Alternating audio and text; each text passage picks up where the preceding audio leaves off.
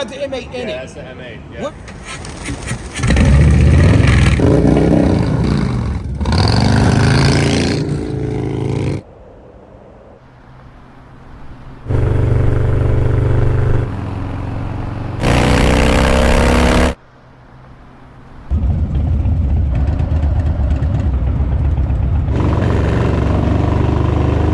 Difference between an ordeal and an adventure is perspective.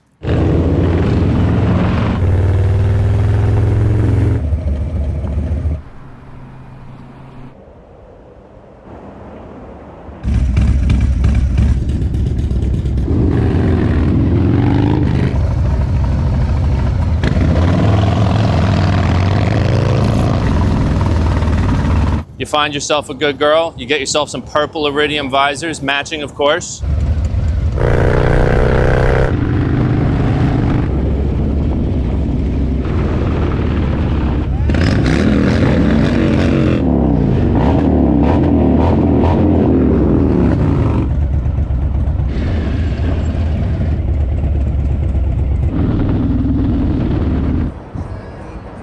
Not a fabric bug. Decided to meet one weekend. Definitely not Jason. With a very special gift. What was more? She's a sweetheart. But that's what you do when you ride. You ride hard, you eat pancakes hard.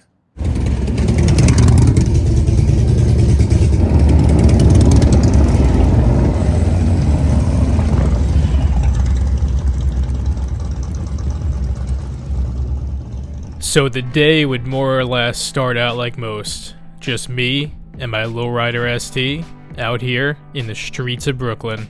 As you know, I run with a crew of degenerates known as the Curse Six. In short, we're about stacking miles and stacking pancakes. We were supposed to all meet up for a rip on this day, but Brandon's swing arm was still snapped in half, Rob grenaded his cam chest on his DX, Wilson's shovelhead wouldn't start, and Adam had some electrical issues after trying to install an NES emulator into his infotainment system to play Metal Gear Solid while riding. As always, the Curse 6 crew would be down, but of course, not out. The bikes that would be ready to eat some miles would of course be what has come to be known as the pinnacle of Harley-Davidson performance, which of course is the Lowrider S, past and present. A brief history lesson. Almost 10 years back now, Harley-Davidson would surprise the world by announcing the Dyna Lowrider S. Not only was this the last Dyna to ever be made with a short lifespan of 1.5 years, but was also hands down the king of the entire Dyna line, coming through with one of the biggest stock engines in the game at the time with a price tag under 17 G's new. But however, the real reason why the Dyna Lowrider S is undisputably the best Dyna ever made is because the truly all-powerful interdimensional being known as Matt Laidlaw said it was. The true highest point in my career as a content creator was when Matt bestowed my channel with the highest of honors in the form of a comment. And I knew it would never get better than the validation from the true final boss of Harley-Davidson content creators. Oh my god, did he just repost my stickers? But anyway, back to the ride. Today's lineup of our tattered crew would contain 3 main forms of the Lowrider S. First up would be Von Gasfalt with his traditional tried and true 2016 Dyna Lowrider S. Then we would have both Dylan and Susie on the modern M8 Lowrider S. And finally, the most perfected form of the Lowrider S, myself on my Lowrider ST. Bro, you know saying that is gonna get you canceled again by the Dyna Bros. Bro, I literally matched my loungewear to my Dyna. No one loves the Dyna platform more than me. In the early morning light, Brooklyn was already starting to come alive. Dressed like I had just broke out of prison for some petty crime like confusing someone's FXR for a Sportster, it was time to start the bike and meet up with the crew.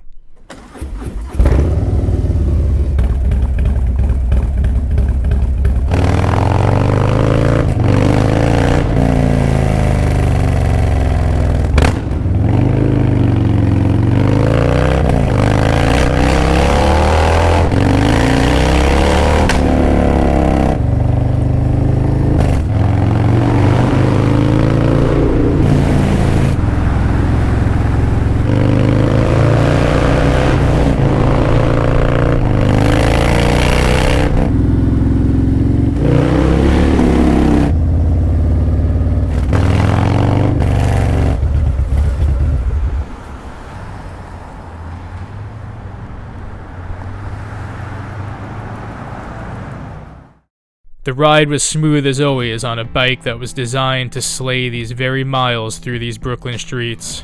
As planned, Von Gasfald and Dylan were waiting. We're about to have the best day ever. We're getting the crew together. Harley Davidson's brother. Got a couple M8s. Got lowriders. Those things don't even look like lowriders anymore. They're so done up. We got hot rod level stuff going on here. Real Dyna M8 bro stuff only. What's on the agenda? We got to round up some people who are late to the meetup. So, you know, there might be some repercussions for that. We'll have to see. But gathering up a few more people, gonna roll out, get some cool shots. Hopefully don't get pulled over. And no accidents this time. Something bad always happens when you get this assembly together. But wouldn't be a Curse Crew ride without it. Just like the pigeons, who would fight for every bit of scraps on these streets, these bikes were built to do the very same when it came to miles. Dylan befriended this pigeon who swore he would give us a discount code for this brand new line of maple syrup that would also be used as engine oil if we were to give him a ride across the bridge. Of course we had to oblige him with this request with that on the line. And on that, it was time to start the bikes and to lay down some of those cursed miles.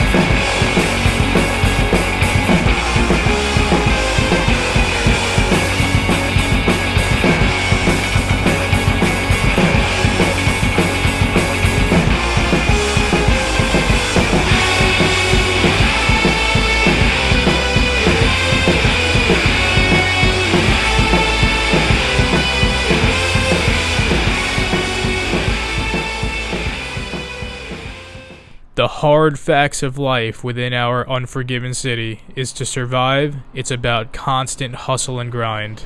They don't call it the city that never sleeps for nothing, and even these cobblestone streets can tell a history of unrelenting hard work and perseverance. The non-stop flow and chaos of this city tends to burn a lot of people out, but if you could find a way to flow and thrive within this chaos, well, when you leave, everything else seems like easy miles. Because like they say, if you could make it here, you could make it anywhere. This random dude walked up, and out of all three bikes, he took the most interest in Dylan's Lowrider S. The dude then proceeded to drop some serious deep knowledge, seemingly knowing all of the intricate mechanical differences between all three of these models. We weren't sure if he was a tech or a bike builder or just some random wealth of knowledge, but he was for damn sure getting some stickers because we very much enjoyed our conversation with him. Status on the day, things are going great. Starting to warm up a little bit. This bike gets the most attention because it is, I guess, the most stock out of the lot, which previously used to be something I felt like I had to step my game up on. But now after getting word on the street from the man, maybe this is the best. Maybe this is the show bike. So this time we decided, instead of getting 2 hours of sleep the night before, we would try to log a few more. I think we got like good 8 or 9, feeling a little bit better. But what's a cursed ride without being a little rough around the edges every once in a while? We're gonna get some more miles, seeing purple all day. Everything's coming up roses. But then, unexpectedly, we would get a call from Adam. FXDLS. I'm still having issues defeating Big Boss in Metal Gear, so it looks like I'll need to take my Sportster. Meet me back in Brooklyn. I have a lead on a new Pancakes spot. We were originally planning to ride to Saskatchewan and back, but when the call to true glory arrives at your doorstep, you heed the call and keep it moving. Onward, back to Brooklyn.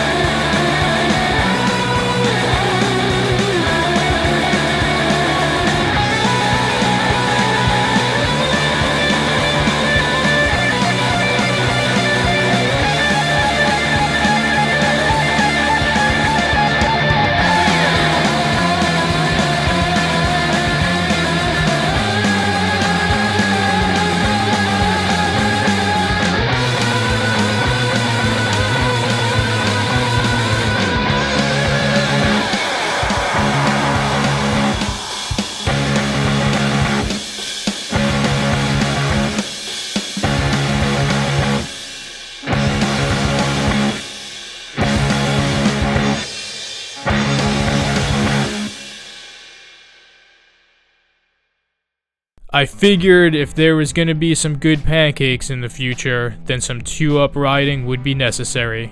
Backtracking into Brooklyn, we would pick Jenny up and progress further south downtown. Sometimes there's going to be some Karens out there who's going to complain about a little bit of noise, but most times people just want to hear that 131 roar in the streets. Some typical standard Brooklyn miles later, we had finally made it to the promised glory of some legendary Dumbo Pancake House. Remember that Pigeon's discount code for the engine syrup?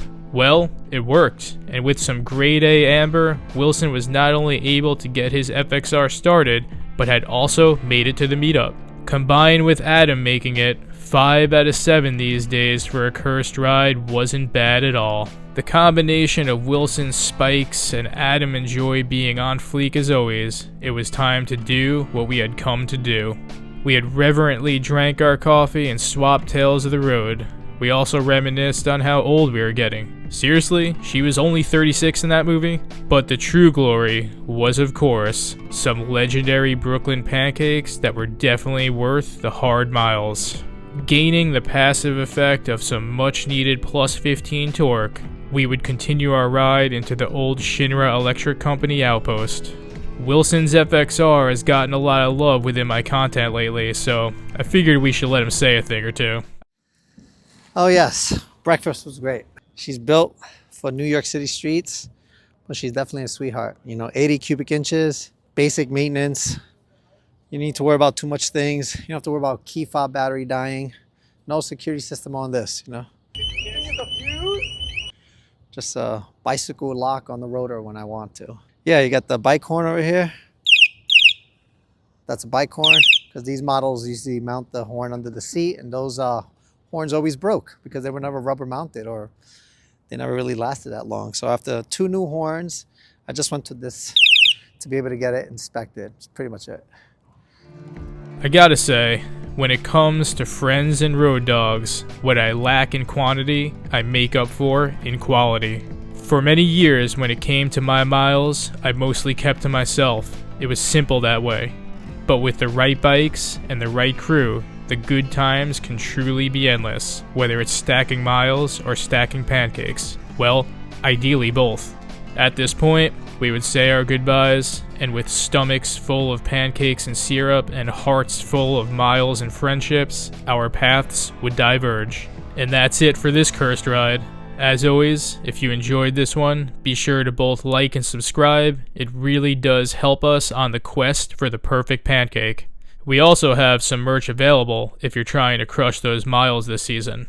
And on that, stack miles, stack pancakes, stay cursed, and I'll let Dylan close us out from here. Closing out the day here in beautiful Brooklyn, New York. We came, we rode, we photographed, most importantly, and listen to what I'm about to say, we ate pancakes with a disgusting amount of syrup, gallons. Next for the Curse 6 is going to be our own line of maple syrup. It will come with a nice road handy case that goes in your saddlebag. It's really nice. We're going to get the Curse 6 back together real soon. Another episode coming at you before you know it. The Curse 6 is out.